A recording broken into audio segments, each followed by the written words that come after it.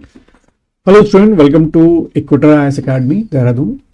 और आज ये न्यूज़ आप सब लोग जो हैं देख चुके होंगे न्यूज़पेपर में। वो है क्या, प्रवक्ता भर्ती सेवा नियमावली में संशोधन को कार्मिक की मंजूरी। तो अगर हम इस न्यूज़ को देखें तो इसमें जो स्क्रीनिंग परीक्षा है उसको लेके बात चल रही है कि वो आपका जो एक स्क्रीनिंग का परीक्षा का जो स्टेज है यानी कि स्टेज 1 उसको कार्मिक विभाग ने क्या कर दिया है, हटा दिया है। उसका जो भी प्रपोजल है तैयार करके वो आगे बढ़ा दिया गया, अब कैबिनेट को भेजा गया। जैसे लिखा है कि इसके बाद कैबिनेट में आएगा प्रस्ताव।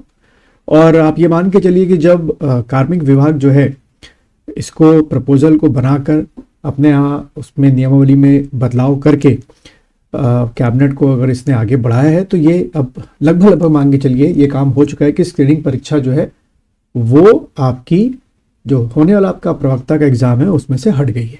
ठीक है, अब यहां पर दो तीन चीजें जो है दिमाग में आती है, डाउट होता है कि आगे क्या।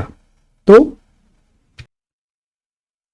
आगे दो चीजों को समझते हैं कि अब जो इसका एग्जाम कब आपका जो जैसे आप सामने देख रहे हैं राजकीय लिखा हुआ है इंटर कॉलेज प्रवक्ता परीक्षा 2024 6 अप्रैल को जो स्क्रीनिंग परीक्षा होने वाली थी, अब हम मान के चलेंगे कि यह परीक्षा नहीं होगी, यानी कि स्क्रीनिंग की परीक्षा नहीं होगी। तो क्या 6 अप्रैल को जैसे कि इसमें कहा गया है कि अब जब स्क्रीनिंग हटा रहे हैं तो इसके बाद सीधे क्या होती है, अब आपकी जो अगला है आपकी मुख्य जो परीक्षा होती है यानी कि जो द्वितीय चरण होता है जो कि आपका क्या एमसीक्यू टाइप आपका होता है, क्या वो परीक्षा अब सीधे होगी।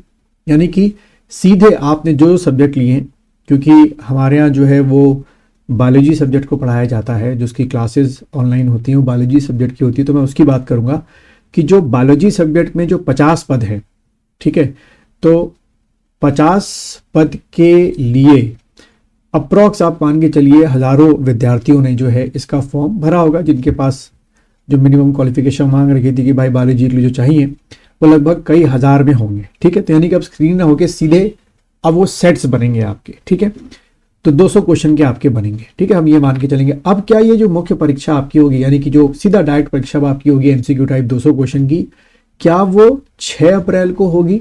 अभी इसके बारे में क्लैरिफिकेशन मुझे लगता है कि जैसे आपकी कैबिनेट की मीटिंग होगी और कैबिनेट की मीटिंग होने के बाद जैसे ये प्रस्ताव वहाँ से आधिकारिक तौर से पास हो जाएगा तो मुझे लगता है कि इस कैलेंडर में फिर से इम्प्रोवाइज होगा। और अब आपका हो सकता है ये 50-50 है कि 6 अप्रैल को जहाँ स्क्रीनिंग परीक्षा लिखी हुई है हो सकता है अब यहीं पर क्या लिखा आ जाए, यहाँ पर लिखा जाए सीधा मुख्य परीक्षा, यानी कि सीधा आपका 200 क्वेश्चन वाला सब्जेक्ट वाइज आपसे पूछ ले। या पॉसिबल है कि आपको शायद 2-3 महीने का और टाइम मिल जाए, यानी कि ये परीक्षा जो है 6 अप्रैल को ना होके जो सीधा मुख्य परीक्षा होगी एमसीक्यू टाइप वो अप्रैल ना होके जुलाई या अगस्त में हो, क्योंकि सीधे फिर उसके बाद आपका आगे की प्रोसेस शुरू हो जाएगी। तो मोटा मोटा मान के चलते हैं कि 6 महीने का समय आपको मिल जाना चाहिए, क्योंकि अभी तो हम ये मान के चल रहे थे कि अगर 6 अप्रैल को परीक्षा होगी तो उसके बाद 3-4 महीने या 4-5 महीने और आपको मिलेंगे मुख्य परीक्षा के लिए। तो अभी हम मान के चलते हैं कि जून जुलाई अगस्त तक आपकी ये सीधा 200 क्वेश्चन की परीक्षा आपकी होगी। ठीक है, अब जैसे कि मैंने बताया कि हमारे यहाँ जीव विज्ञान यानी कि बायोलॉजी में ही डील करते हैं, तो एक बार सिलेबस इसका देख लेते हैं दोबारा से। तो ये मेरी वेबसाइट में भी है, मैंने वेब पेज इसका बना रखा है, इसका लिंक आपको मिल जाएगा इसी वीडियो के डिस्क्रिप्शन में। आपका बायोलॉजी जो है वो कुछ इस तरीके से इन्होंने किया, इसको थोड़ा सा और मैंने डिवाइड कर दिया है। जैसे पहला आपका जो चैप्टर है वो है diversity in plant and animals, ठीक है, जिसमें जनरल कॉन्सेप्ट दे रखा है ऑफ माइक्रो ऑर्गेनिज्म, यानी कि इसमें बायोटेक्नोलॉजी मेन तौर पे आपको पढ़नी है। माइक्रो ये morphology, structure, reproduction, life cycle of bacteria, viruses, एक ये पर्टिकुलर चैप्टर आपका होगा। 200 क्वेश्चन में से आप मान के चलिए कि लगभग आपके 5 से 10 क्वेश्चन जो है वहां से वायरस और बैक्टीरिया से बन जाते हैं, खास तौर पे इसके स्ट्रक्चर को लेकर, इसके इन्फेक्शन को लेकर, इसकी लेयरिंग को लेकर, gram positive bacteria, gram negative bacteria, बहुत अच्छे क्वेश्चन बनते हैं। फिर फंजाई जो आप देख रहे हैं इसमें खास तौर पे जो आपके ये क्लासिफिकेशन दे रखा है, ठीक है, और इस तरीके से plant disease, algae, bryophyta, pteridophyta, gymnosperm, angiosperm, देखा जाए तो ये पहला जो पूरा पार्ट है ये खास तौर पे बॉटनी को लेकर बनाया गया है। ठीक है, उसके बाद आपका नॉन कॉर्डेटा में अगर हम देखें तो क्लासिफिकेशन आपको शुरू करना है वहाँ से, और पूरा जितने आपके फाइलम है खास तौर पे आपका general characters of protozoa, porifera हो गया, coelenterata, platyhelminthes, annelida, arthropoda, mollusca, echinodermata, chordata और वर्टिब्रेट, इसके भी आपके क्या सब पार्ट्स आपके हो गए। देखिए इसमें अलग से प्रोटोजोआ मैंने ब्लू में कर रखा है उसके बारे में आपको डिटेल में पढ़ना होगा। ऐसे करके मुझे लगता है कि सारे जो जनरल कैरेक्टर्स हैं वो आपको पढ़ने हैं, ठीक है, तभी 200 क्वेश्चन आपके कवर अप होंगे।